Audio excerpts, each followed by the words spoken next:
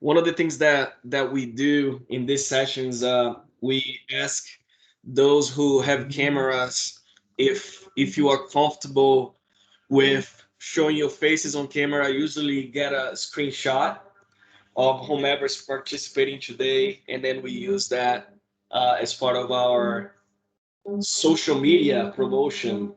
So if anybody has camera, oh wow, this is my youngest spectator, Pranav.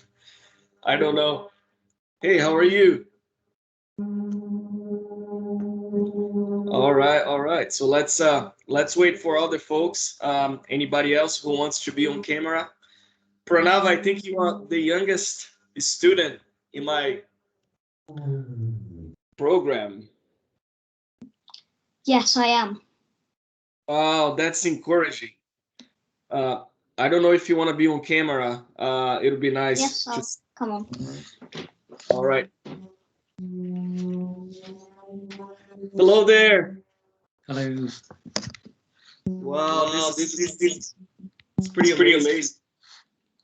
Okay, anybody else wants to be on this shot? I'll give you 5 seconds to turn your camera on. All right, 4, 3, 2. All right, so we'll get just the 4 of us, including Andre. All right, this is awesome, man. This is cool. I'm gonna show it to my kids when they get home from school. This is awesome, awesome, awesome. All right, Rose, I will put you here on the screenshot as well. You just came on live, and we'll get started right away.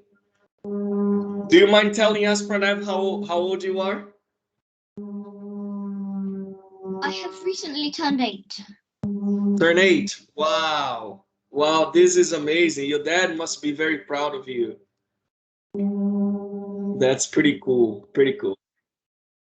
All right, we have some other folks joining us. We'll get started right away. Let me share my screen and we'll get right to it. How's everybody weeks going? Is everyone doing well? Perfect. Okay. So folks, this is the Zero to Hero session 3.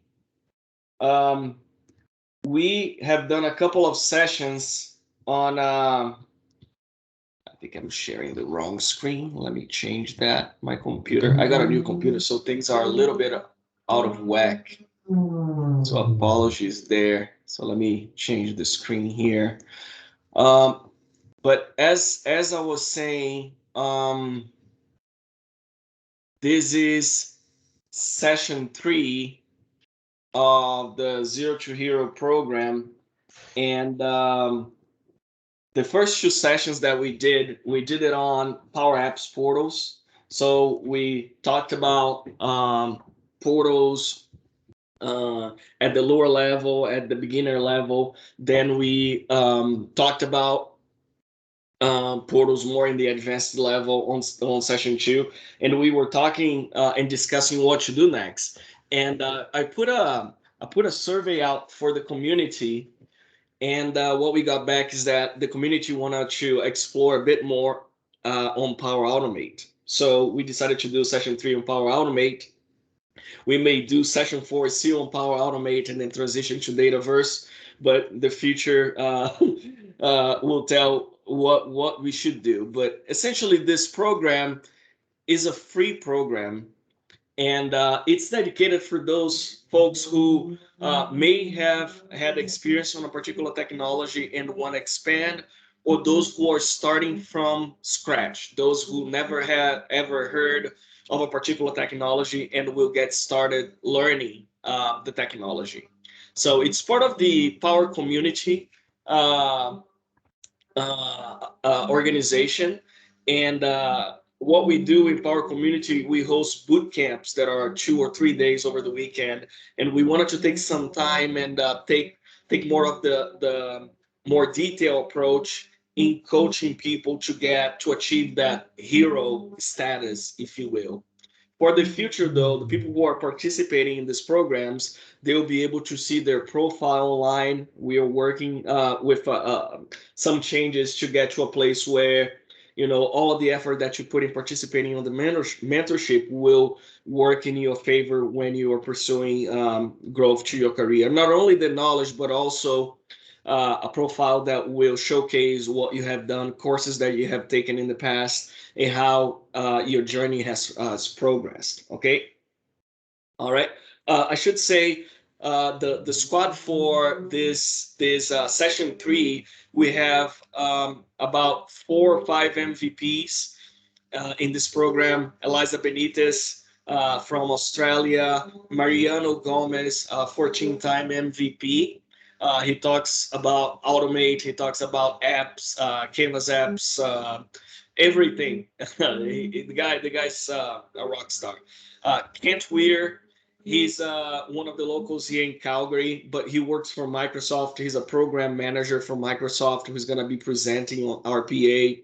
Have Thomas Positek from Warsaw. He's an amazing speaker, very versed in Automate and other things, including pro dev techniques.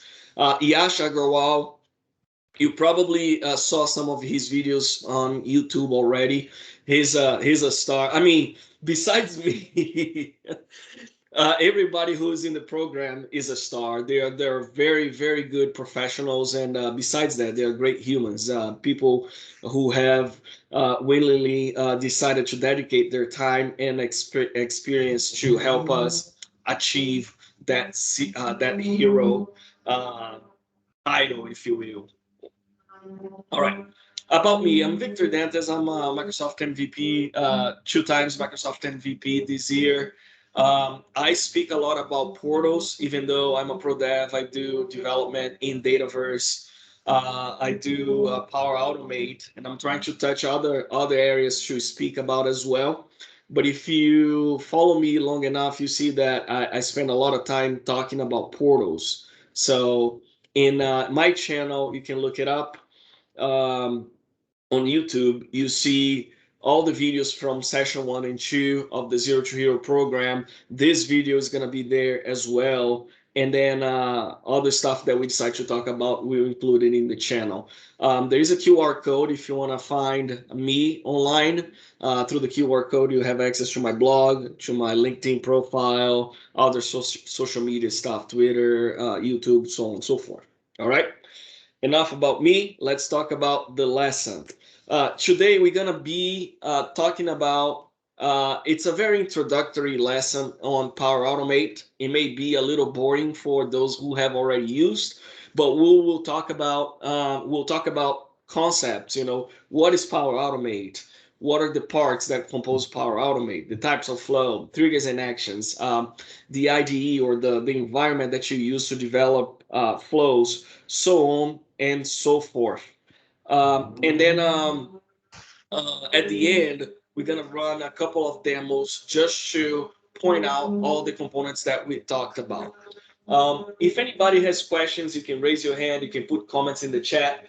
If I somehow miss your comments, there'll be people here in the chat that are versed in Power Automate. They'll be able to help me as well. And again, even though I am the speaker, this is a community-oriented lesson. Everybody gets to play a little bit. Everybody gets to make comments. If I say that I do one particular operation one way and you have done it a different way, feel free to raise your hand and share your knowledge. We are here building community. The goal of this mentorship is that we learn, but we also grow in community. All right. So what is Power Automate? Let's get right to it. If my computer allows me to do that. Come on. All right. So Power Automate is essentially usually to automate repetitive business processes. Now, this is a very vague statement. Sometimes when we talk about the applications, we usually tell what it does and not necessarily what it is. But so what we are looking at, it's a tool that allows us to create simple workflows For example, if a developer or a professional has to send reminders to users when a particular task is passed due, instead of having a person doing that, we'll look at Power Automate to perform that particular task. Okay, or let's say that a system that you want to build relies on downloading attachments from an email and copying over to SharePoint. Usually you had an intern doing that, somebody watching that inbox, downloading the email, and then pushing it to SharePoint.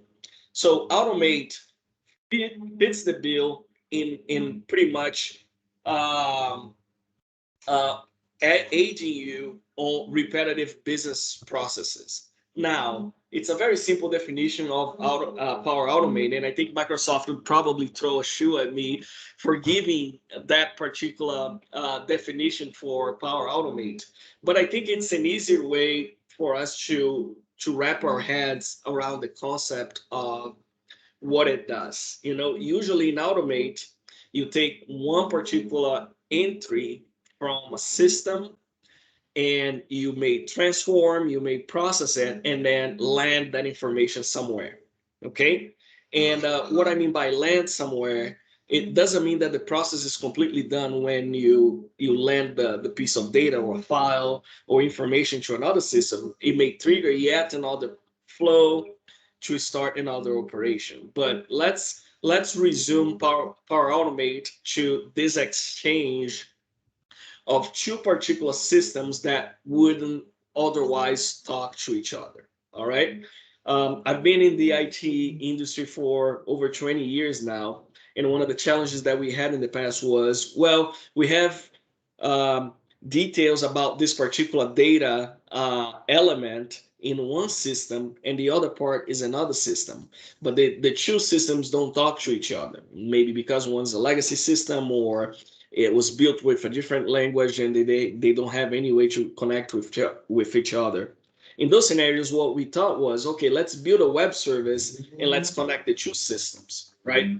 And throughout history, we created a lot of web services to fill the void. So the proposal for Automate is to be that piece that sits in between the two systems or services and aids to connect the two. So now instead of me as a developer going out there and developing a new piece of software or a web service, now I can use Automate using drag and drop capabilities to connect the two systems. And now I don't have code that I need to manage directly. I'll manage the particular Power Automate flows, but I don't have I don't need a developer to do that part of the job. All right. So the advantage is that, as I said, you can manipulate data directly from a source. So if my source is a mailbox in Gmail, I can bind my flow to watch emails coming into Gmail. And then when the message drops, I can manipulate that message directly from the source. I don't have to copy it to a location, then manipulate and then transform and then send it elsewhere. No, it can all happen in the scope of that particular operation. So the second advantage of Power Automate is that you have hundreds. Now we have surpassed about 500 connectors. Anything you can think about, there is a connector for it. And if there is not a connector for it, there are the general connectors to it.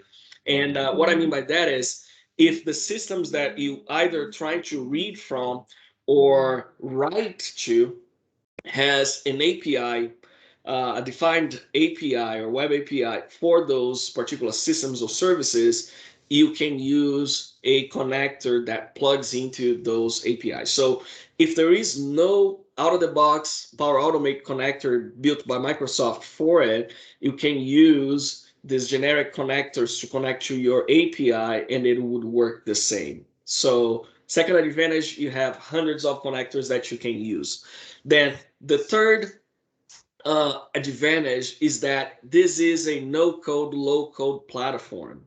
So anybody who has a little bit of knowledge of process flows and has an idea of how the data is structured can essentially create flows. And we'll see an example shortly towards the end of the session. All right.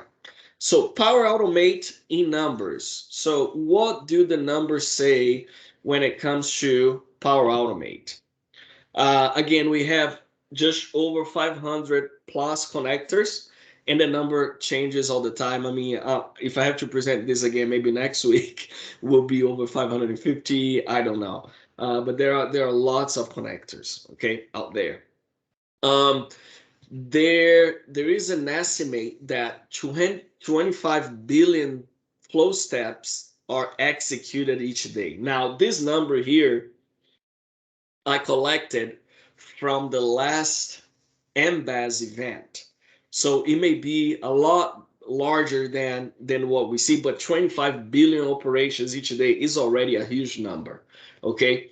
There are about 97% Fortune 500 companies using the Power Platform. So that includes Canvas apps, Dataverse, Power Automate, Power BI, so on and so forth. But I want to put that number there to illustrate the potential or the boost that Power Automate can add to your profile, your professional profile, considering that a large amount of Fortune 500 companies are using it today. So I cannot convince you to become an expert of Power Automate, but I can tell you that if you invest time there in learning the tool, you'll be better positioned for the future. All right. Um, Automate is available in almost every region. It's not a direct counterpart of Azure data centers. It is available in Australia, Asia, Canada, Europe, France, specifically India, Japan, South America. I think in the data center in Brazil, Switzerland, United Kingdom, and the US. So in essence, it's available everywhere, but at the same time, it's not available to a few local Azure data centers. I know that Israel has a data center, but Automate doesn't have a particular region or a data center for it in Israel. You can still use any of the other particular regions, but you're not going to have one Automate region in Israel, for example. And I don't see here Africa either. So I would assume that that will come eventually. Like I said, the data center in Israel started with Azure, and they've been adding services as they grow. But yeah, some regions don't have specific data centers that host or region specific reasons for Automate, but you can still run. I mean, the example that I'm running today, even though I could have chosen Canada, I chose the U.S. data center, the U.S. region. So it still works, but it's not located in your area. So one of the catches here is if you're implementing Automate for a particular customer and they have concerns about data sovereignty, you may look into regions and limitations. Now, Automate does not store specific data in it. It processes data coming from different sources. So I'm not sure if data sovereignty would play a role here, considering that you may be reading data from Israel, processing it in the data center or the region of Europe, and then pushing the data back to Israel, for example. I don't know what the implications are in terms of data sovereignty, but I thought it was important to mention this particular limitation or highlight this information. All right. So next here, and then it goes too fast. Connectors. So these connectors, as I mentioned, we have about 500 of those connectors and a few generic connectors. The ones I was referring to, the web, they want to connect to web API. You have the HTTP connector where you can do posts, gets, and patches, deletes, and so on and so forth. And by using those, you can extend functionality to your own system, granted that you have a web API. There is also one connector that's my favorite, the custom connector where you can host, if you will, C# code onto the connector itself. So your code is right there as part of the connector. I'll share a link to those later on today. Okay. Um, but one of the things that's important to highlight when it comes to connectors is that a lot of times people say, okay, Microsoft is making Google Connector available for me, and I can use Google to read my emails, and I want to push the email data to a table in Dataverse. And then usually people think, all right, I already have a license of Dataverse, so I don't have to worry about anything else. In fact, when you're connecting two systems or two services, you have to worry about the constraints or the license requirements on the two sides. You need a license to run Power Automate, but you also need a license for those two particular systems that you are using. So Google email is free, but you may have a business account. So you need to have your license and plans already lined up. On the other side, if you're pushing data to Dataverse, you need to have your license in place for that particular operation. Another good example is Adobe Acrobat. Let's say that we're going to read data from an Excel online file, and I want to process that data, format it a little bit, and then push it to a PDF file. Now I'm talking about two different services, Excel Online and Adobe Acrobat. Now, I need licenses for those two systems. Even though the connector is available for me, I still need to have the licenses going for the systems that I'm connecting using Power Automate. So keep that in mind. When you are going to design and develop a flow, a Power Automate flow, you have to make sure that you have your licenses in place, okay? And a lot of times, in order for you to use a particular service or feature within a service, you need a specific type of license. I'll give you an example. I was implementing a system that connected with Salesforce last year. I needed to read data from Dataverse, processes it, process that data, and push it over to Salesforce, and that particular connection to Salesforce required a different type of license. Okay, so keeping on the lookout for that. Now, another thing that I think I should mention now is that there are two types of connectors. You have the standard connectors and the premium connectors. Now, we are talking about the middleman now. We're not talking about license of the other two systems. We are talking about the guy who sits in the middle and processes things, okay? What Microsoft is saying here is essentially, we'll give you a bunch of standard connectors, but if you want to use the premium connectors, you're going to have a specific kind of license for Automate.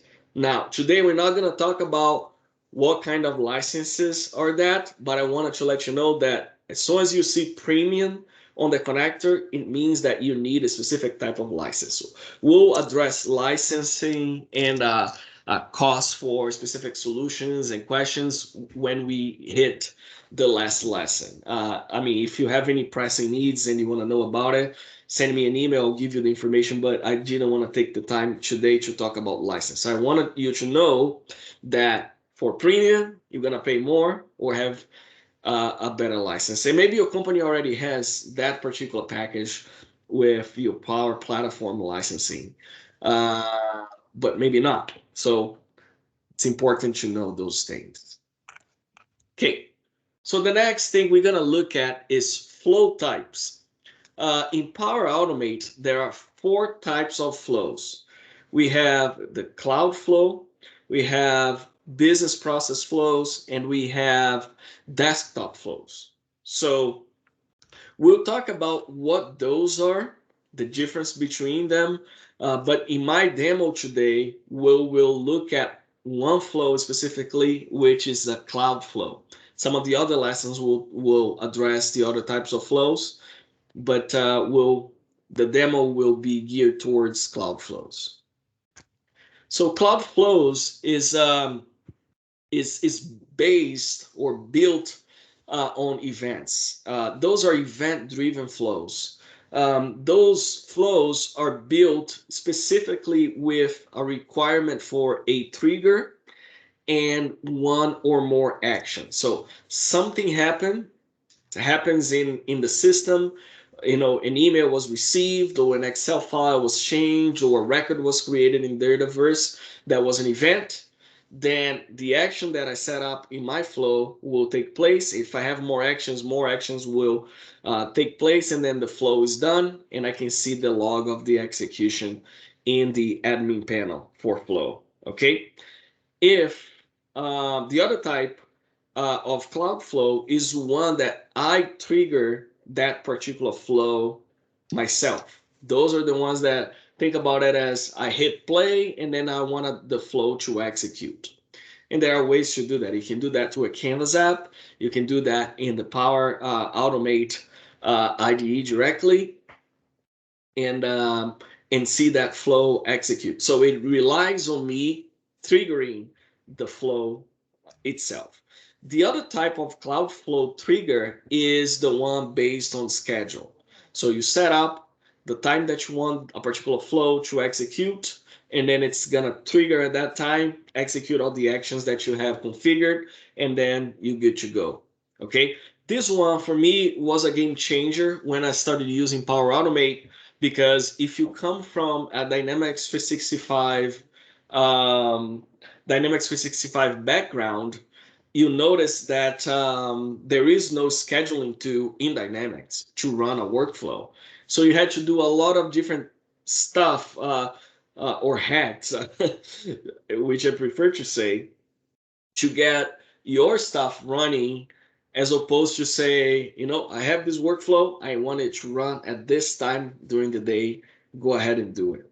So this for me was a game changer. A lot of the stuff that I used to do as regular workflow, I have migrated to this type of workflow. For example, if you want to change the status of all accounts that are past due in a particular payment, so I do that as a Cloudflow. List all accounts, list the based on the data element that indicates that they are past due, and then I change the status to past due or account locked, whatever that may be. But it's one trigger based on time. All right.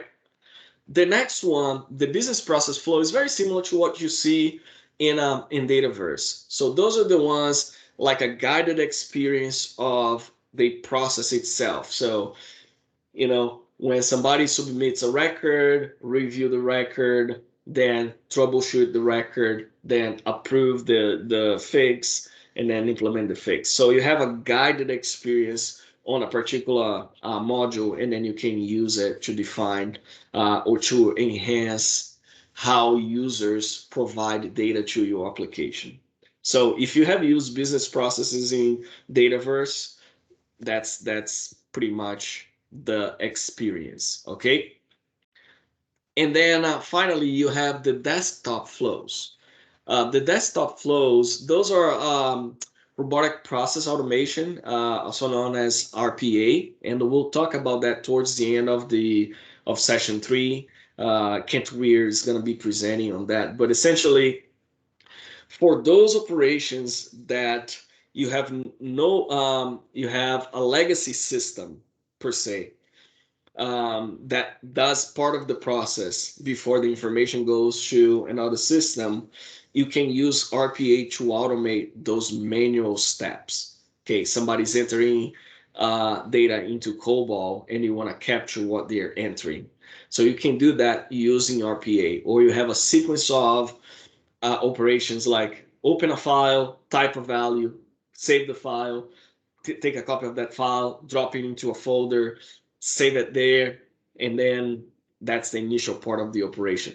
You can automate all those steps and basically build a flow that reproduces what the user did for you or did in that particular sequence of actions. All right. Any questions so far? If you feel like I'm going too fast, please let me know. All right. Cool, cool. So triggers and actions. You see actions pretty much all over Power Automate, and you see triggers in the cloud flows. And let's talk about it. So trigger is essentially an event that starts a cloud flow. So somebody pressed a button, a record was saved, a file was dropped somewhere, an email came through, or an item was approved. Those are triggers to your flow. Okay. And then actions are the steps that you want to accomplish with your flow. So those are actions or operations that you are trying to implement to automate a process. So I'll give you an example. Uh, I have a trigger that's based on manual.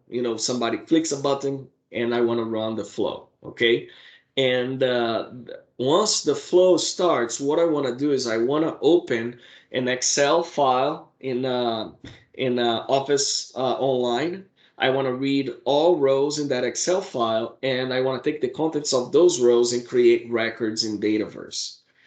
Okay, so I have the first action, which is to read all lines, and then for each line, I'm going to create a record in Dataverse. So that is one of the flows that we're going to build today.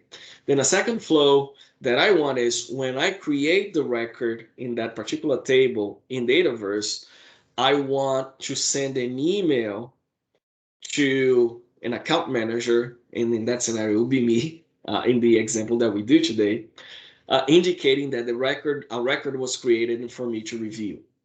Okay, so those are actions, and you can have a lot of actions in your flow, and it's not limited to the ones that I just described. I mean, there can be more. You can transform the data, you can take the data, post it to an API, you can do all sorts of things. I mean, you have 500 connectors, and within those connectors, you have a lot of actions.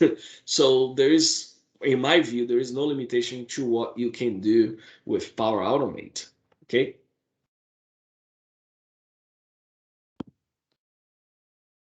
All right, exploring Power Automate. So we're going to stop the PowerPoint now, and what we're gonna do is we're gonna look at the IDE for Automate.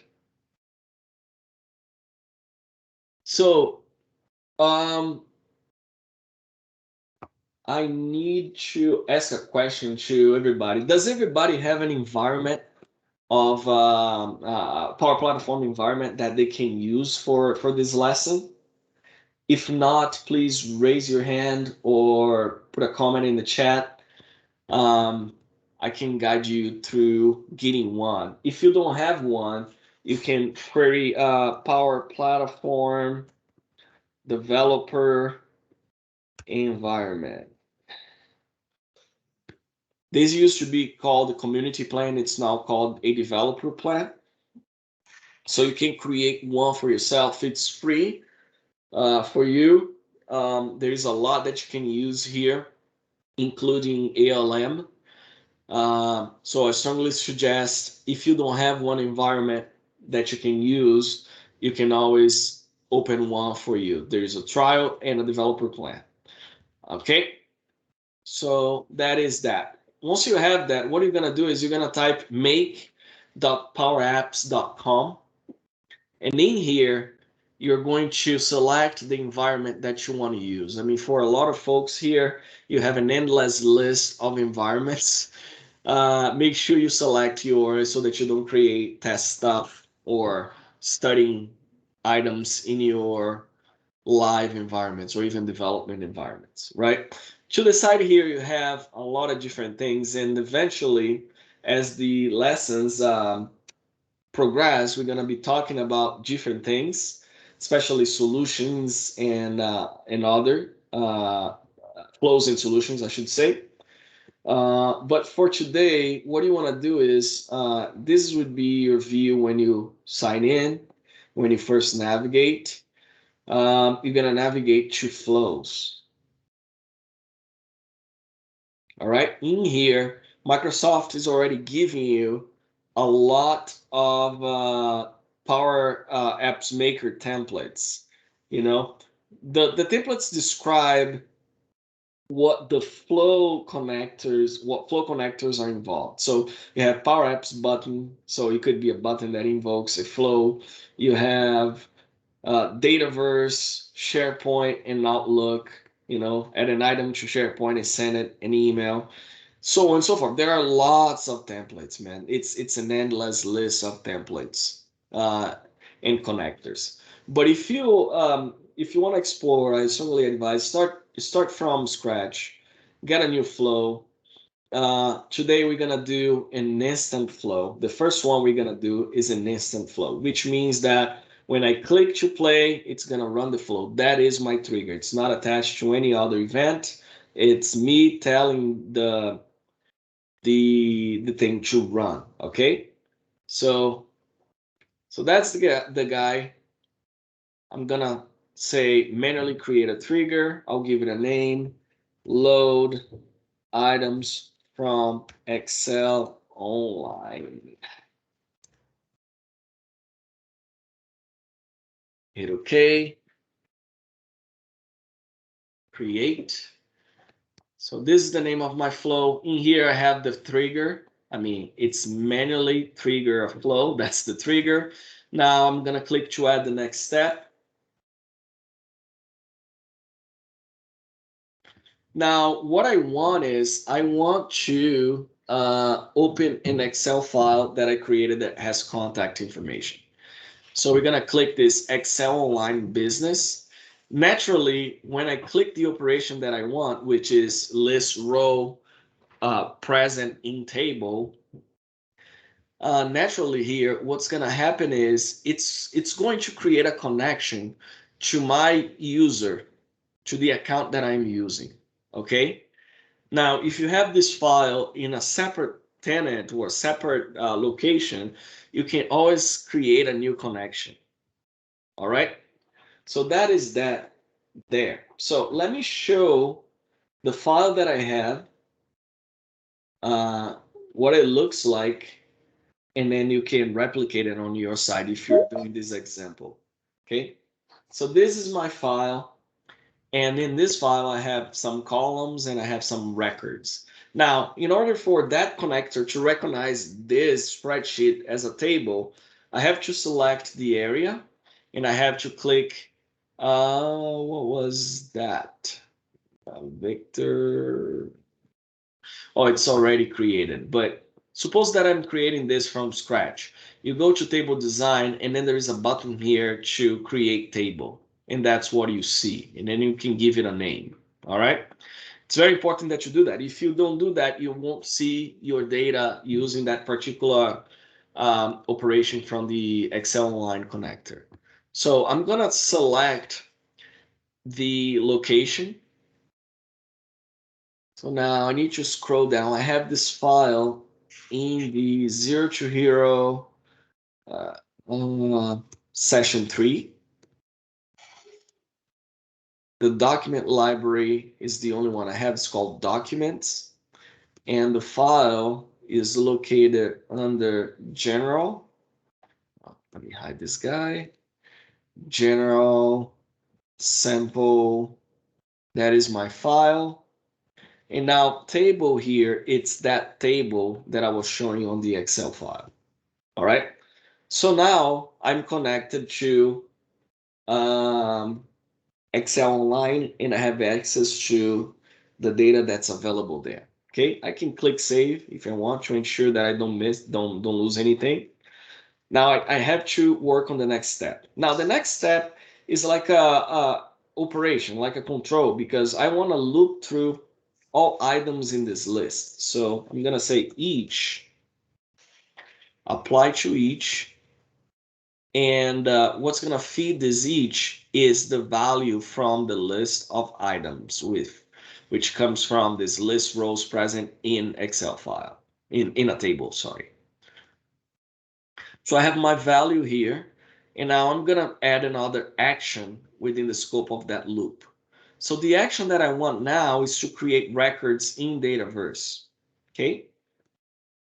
So in Dataverse, I'm going to look for this particular operation, add a new row. And notice that I have the premium name here. which indicates specific type of license that I need. So that is the action. I'm going to select the table, which is contact. We want to drop the data into the contact table. And then it shows a bunch of fields that I can populate. So now I can click on the field, and then I can look at the list of items and kind of filter it out. So last name is gonna go in here. I have email. My screen is really hard. So just 1 second, let me move a few things around. All right. So email is there, and then first name, and I think I have phone number as well. So phone number, I'm gonna drop it here. Actually, mobile number. All right. So it's there. I can save my flow. It's all done. And then I can test it. I will manually trigger, say test, continue, run flow, done. It's running. Okay, took a few seconds to execute. I can expand this if I want to see if anything failed. It says your flow ran successfully. I can go to the contacts table in my Dataverse, refresh it, and now I have the 3 contacts that came from my Excel file: Joe, Thomas, and Beth. And the information is here. Phone number is there, email is there, first and last name. So that is done for the flow. Now a few things here. I can go back to the flow, open it up, and I can see a log of 25, a history of execution, 28 days history of the execution. If there was an error, it would show in red. You would be able to click it, and you can see where it failed, in which step it failed. Cool thing is, if you have experience with a little bit of technology, like programming, you can inspect your execution by looking at the outputs for each operation to see how the data came through. So you can inspect and see what problems, potential problems happen. The same with these rows. You can see the dump of what each service is giving. All right. So that is the first flow. Any questions so far? All right. Okay, we'll move on. So now we're going to create a second flow. The second flow is a little different. We talked about different triggers, and the second flow, the trigger for the second flow will be essentially something happened in Dataverse, and we want to trap that particular event and send an email to an account manager or somebody indicating that a record was created. Okay, so we'll go ahead and click here, and this type of flow will be automated cloud flow, and the trigger will be or the name when contact is created. So the trigger, I'm gonna type Dataverse, and we have this option here: when a row is added, modified, or deleted. Click go ahead and create it. So the flow trigger, I will limit to only lines added. Suppose that I wanted to inform somebody about data changes to the contact table, I could say added or modified. But in this example, we'll just use added. The table in this scenario is contact the scope. I want to do it for our organization, for everything. So the next step, so now I have my trigger ready to go. The next step will be email. So for email, I'm going to type Outlook and use Outlook as my service for sending email. You can use Gmail if you have a Gmail account that you want to use. And then there are some other options. If I only type mail, there are other options that you can use as well. But for me, Outlook is gonna do what I need to. So for Outlook, I'm gonna use this particular action called send an email, V2. There are other send email. There is V3, I suppose. I'm not sure what the difference is, but anyhow, this will do the job that I need. So when I click that, it says connection not found. So let me select a connection for that. So in my email, I wanted to send that email to my Hotmail account. Okay, it could be a dynamic value if you had something here that you want to use, a field from this particular record that was changed. You could use that as well, but I'm gonna do static. And the subject for me is new contact edit, and I'm gonna throw the name of the contact here. So first name, space, last name. All right, for the body of email, we can say, hey, Victor, there is a new potential customer in our database. Please reach out and close that one $1 billion.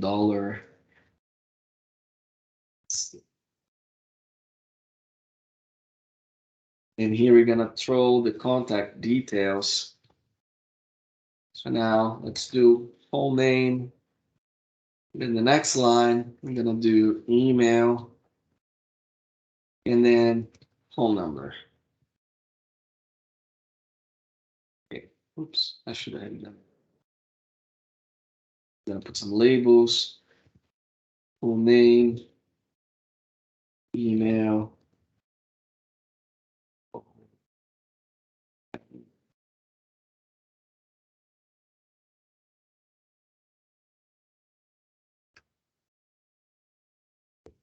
So my email is ready to go. My flow is done. Very simple. Contacts created, send an email, be done with it. Okay. So now I can go to Dataverse and say, let's create a new contact. So the new contact's name is uh, Manta Gates. Job title is boss. Company Manta's secret. All right. In the email, sam@sam.com. Phone number 999-999. Okay, I'm gonna go ahead, save this record. I can go back to automate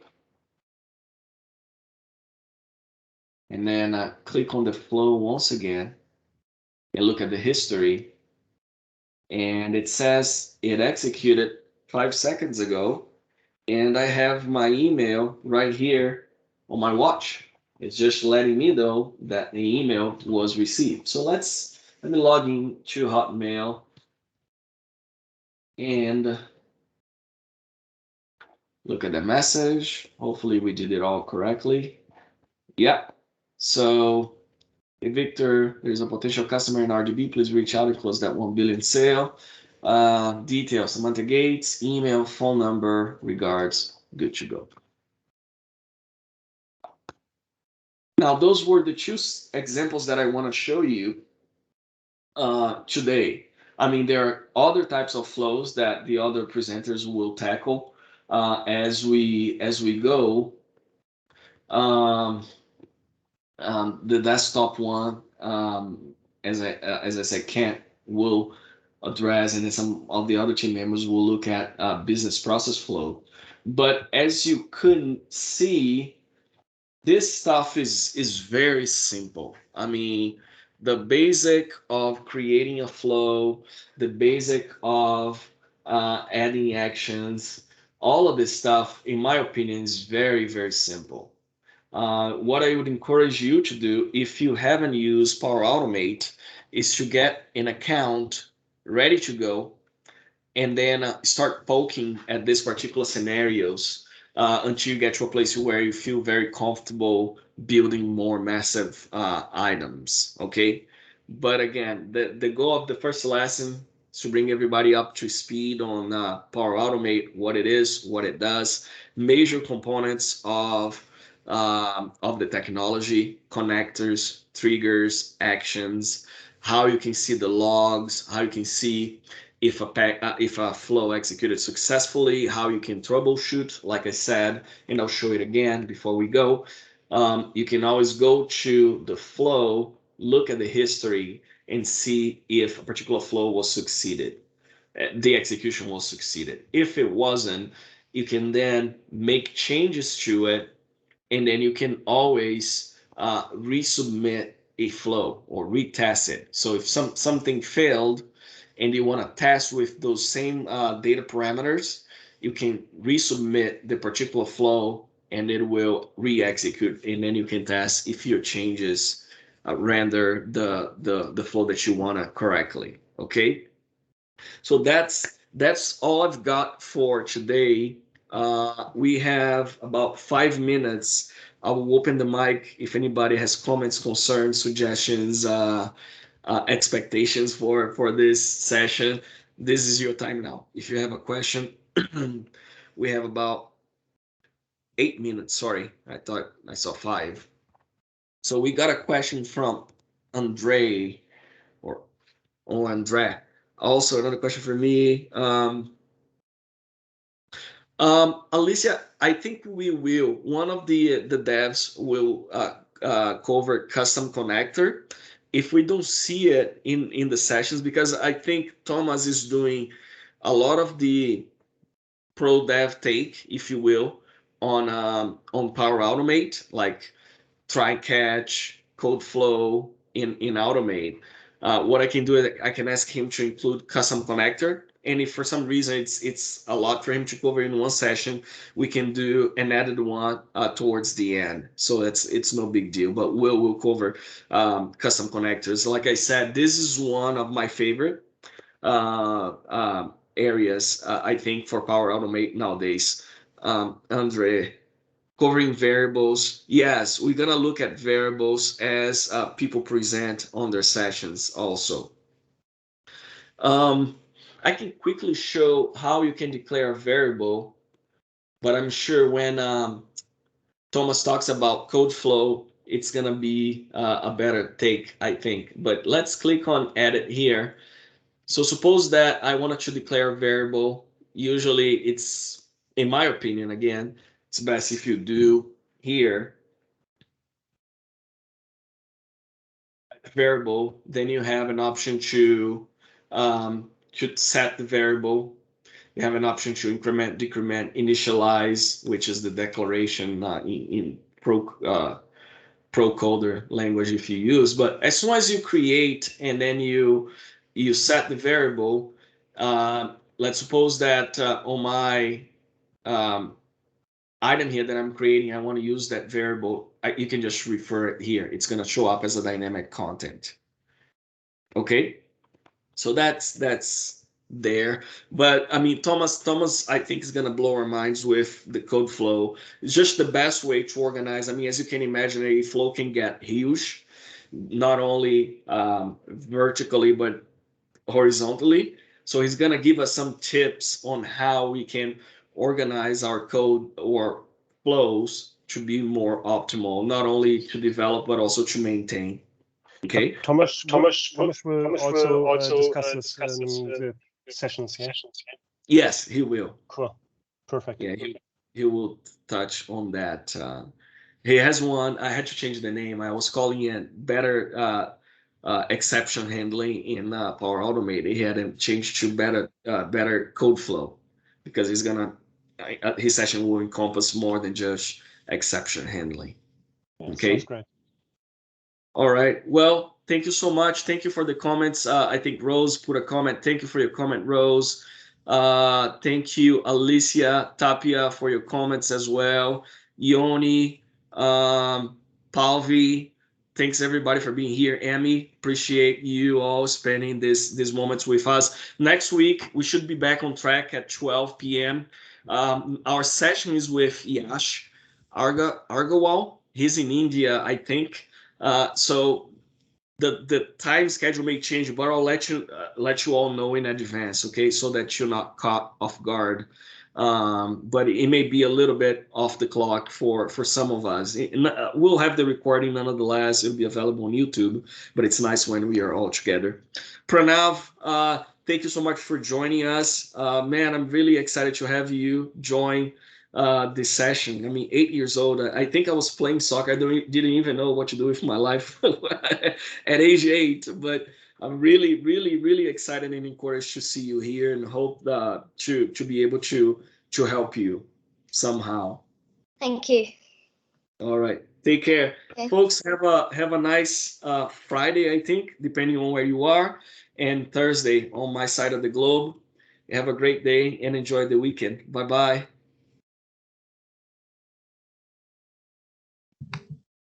Bye.